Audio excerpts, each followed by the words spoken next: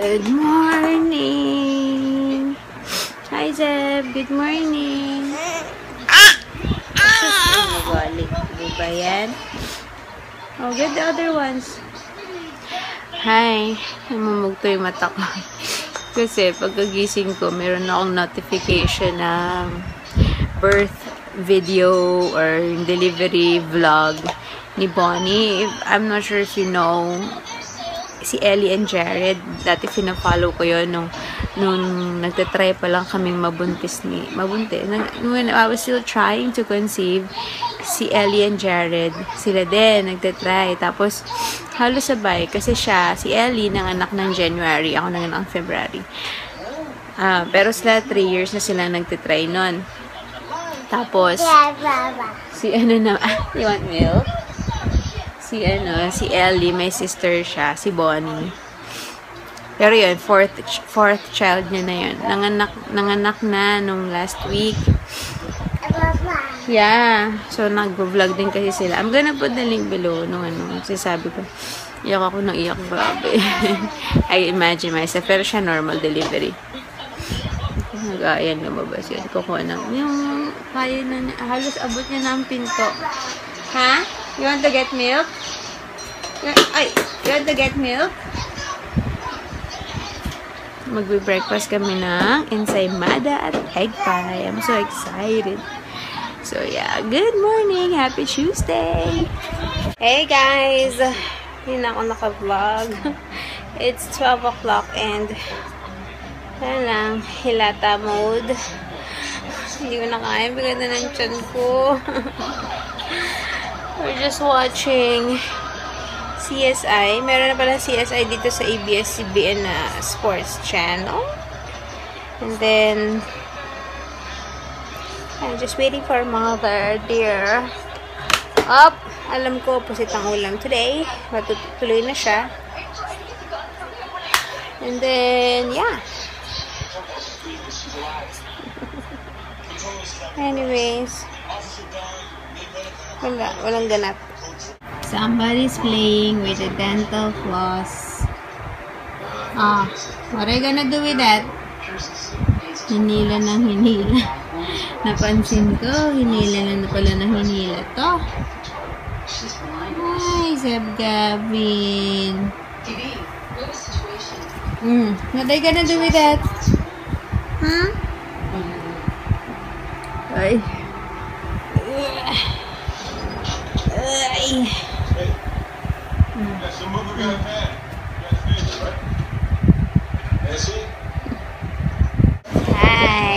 Hi guys. Parang ang lakas ng electric fan yata. Anyways, it's almost 1:20 and we're done with lunch. Wala pa sila mama, may pupuntahan pala. So, ang niluto ni Sel ay tinola and tilapia. Siguro mamayang gabi na lang yung pusit. Kaya yun. Ay naku, nakaka-stress si Zeb. Iyakan moments. Ewan ko. Siguro sleepy na. Alam mo yun, patapos ng kumain, nag-start umiyak-iyak. Tas, namin, routine na namin, pagkakain, ligo. Kasi nga, syempre, nagdudumi siya. Ayaw maligo. Di sa pilit ang pagligo. Ayan, okay ka na. Papagod. Sumasakit yung tiyan ko pagka, Tsaka yung pagsuway lang, yung nahawak sa saksakan, nahawak sa kable ng TV. Bago ko pa masuway, bago pa ako makatayo, nahawakan niya na. Syempre, wala na akong magagawa, kundi isigaw na lang. No! Zeb! No! Stress! Stress, Zeb! So, yun. Ewan ko kung makapag-film ako today. Try natin. Kanina, inaantok na ako mga alas 12, naantok na ako. Wala, parang gusto kong mag-nap. Sleep na tayo? You want to sleep na? Makakaka yung tinidor. Hindi yan papapigil. Bebe. Wala makakapagpigil. Anyway, so, Bihis muna ako, guys. Hi, guys. Tulog and magpe-film na ako, finally. Magpe-film ko ng aking what's in my hospital bag. So, yeah, bibilisan ko kasi inaantok ako eh. Actually, talagang napilitan akong bumangon kasi naka-idlip na ako. So, I'm gonna do this right now para matabihan ko pa si Zeb at makatulog ulit ako. Pero nakakahinayaw yung aking makeup. So, hindi ko siya tatanggalin except the lipstick. Okay, film muna ako. Yay! I'm done filming! Ngayon, it's time to put everything back. Nakakainis after mong i-impake or after mong ayusin, bubulat-latin. Wala ng makeup ko. Ba't ganun?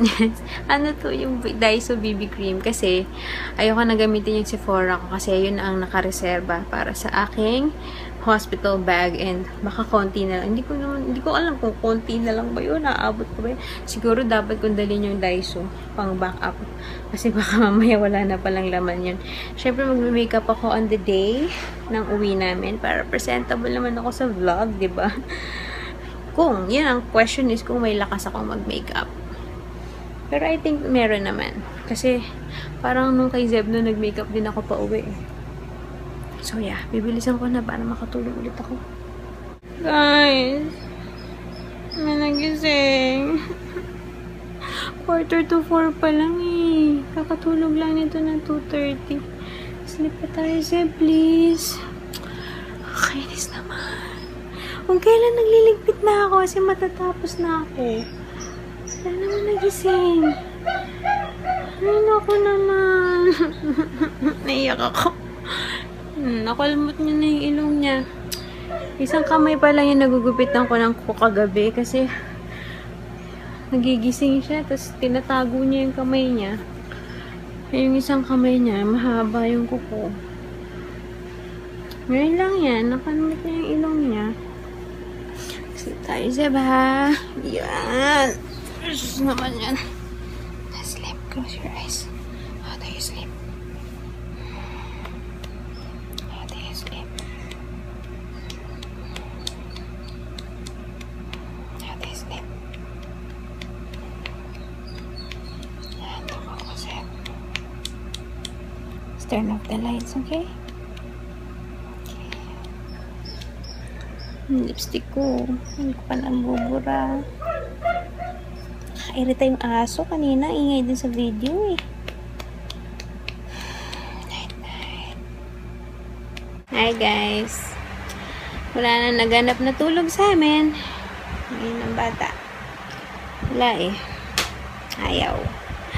Ayaw na matulog. So, tonight, hindi rin eh. Kahapon din, yung din sabi ko, di ba hindi ako nag-nap kahapon? O kasi nag-check up ako. Pero ganun din, past 1 din ako natulog. Yun na nga yung routine ko. Kahit sabihin ko, maaga ako matutulog today. Pero, tinatapos ko kasi ma-export yung ano, kasi nakasalalay kung anong oras matutulog tong si Zeb. Kagabi din, mga 11 din siya nakatulog. Kahit nasaglit lang yung nap niya. So, after niya pa mag-nap, mag-edit ako. Tapos, mag-export yun. Usually, 1 oras ang exporting. Pag mga 20 plus minutes, ganun. 1 oras. Pag nag-export na yun, pwede ko nang iwanan na nag-upload. And, wala lang. Gusto mo yan, te. Gusto mo mag-upload. Gusto mo mag-film. So, wala kang nap. Speaking of, nililipat ko na nga pala yung clip sa laptop. Wait lang. Nakalimutan ko na siya. Wait. Hi. Parang yung vlog ko palagi ako nasa same position na. Pero, gumagalaw naman ako. Nakabalik ko lang. Ito kasi yung pinaka-comfortable yung position sa akin kasi ako, nakasandal ako sa unan. Tapos, compared pag nandito ako sa kama, parang mas masarap dito. Ewan nyo kung bakit. Mas malambot kasi yung unan, yung kama na to.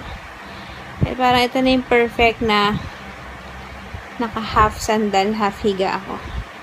Kapagod ako kay Zeb, grabe. Mababagod na ako.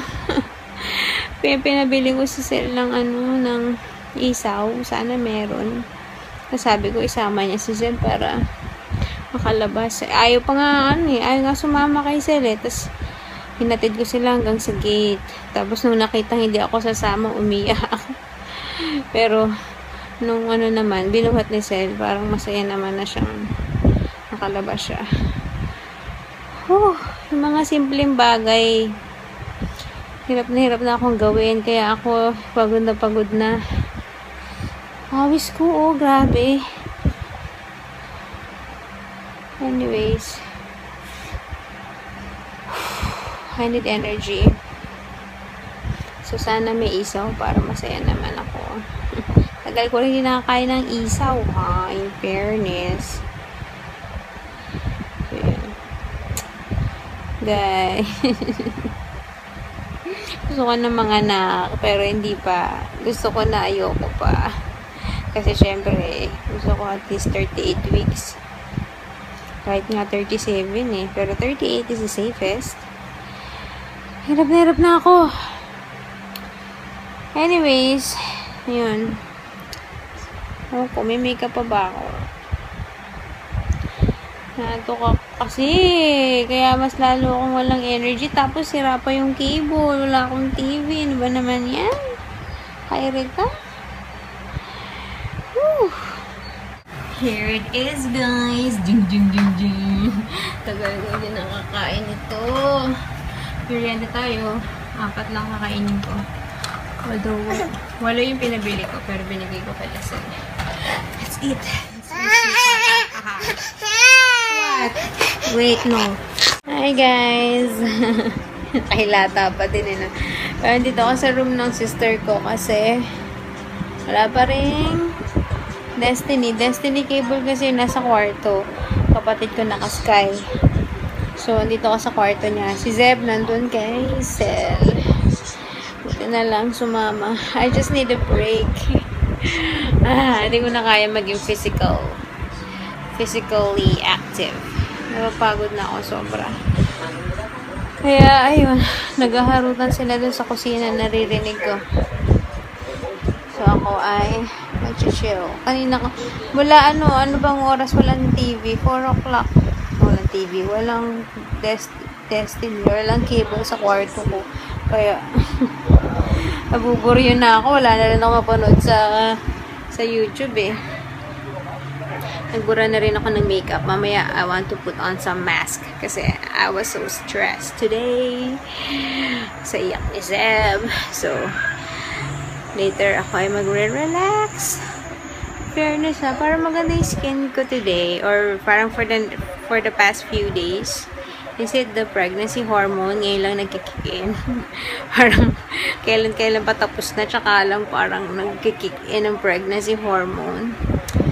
Anyways, yun. Hi guys, finally we're done with dinner and natuloy na rin ang aming puset.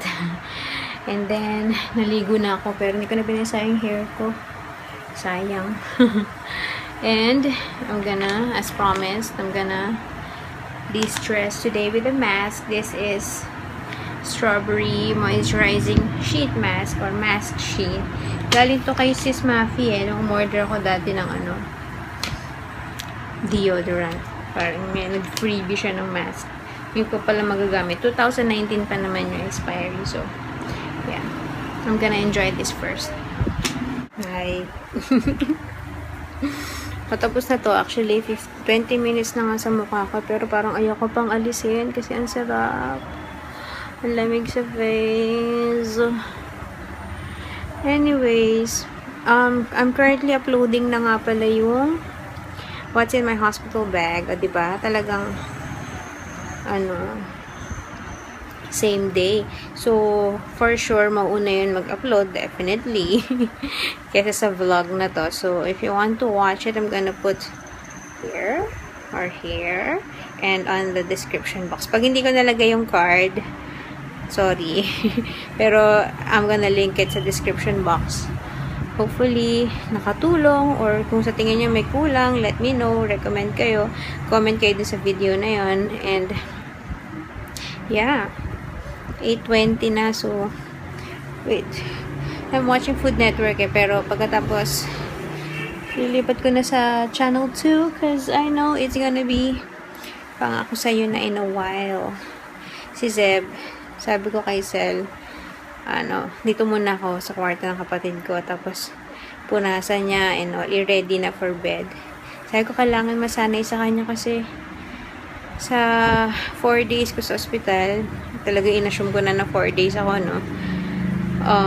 Ngayon, hindi naman siya pwede doon, diba? Wala naman siyang tutulugan doon. Tsaka, syempre, kami ni Daddy, magsasalit-salitan kami kay Zach, unless magbe-breastfeed.